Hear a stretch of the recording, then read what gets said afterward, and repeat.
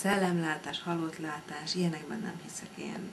Abban hiszek, hogy van valami furcsa, adott esetben megérzés két ember között, vagy a működésünkben. Tehát abban hiszek, hogy megérzünk dolgokat, képesek vagyunk esetleg olyanra is figyelni, amit nem szavak, vagy nem verbális úton, vagy nem egyéb kommunikációval közvetítünk.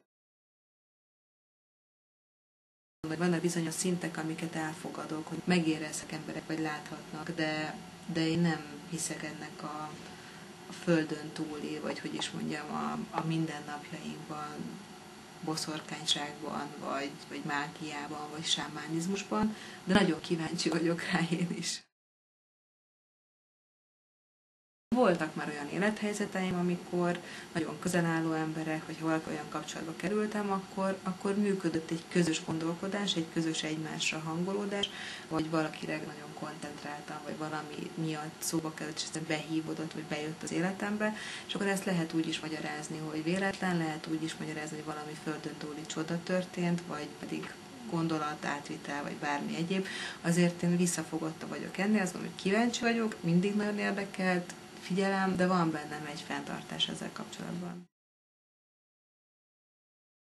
Borzasztó sokat álmodok, tehát hogy nagyon intenzíven álmodok, és véletlen bölcsségeket tudok összeálmodni. Én rendszeresen emlékszem az álmaimra.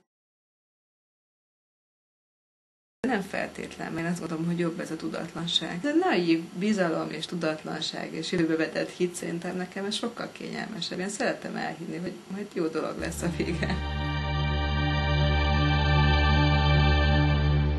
Szemrevel rejtett világ. Bemersz lépni?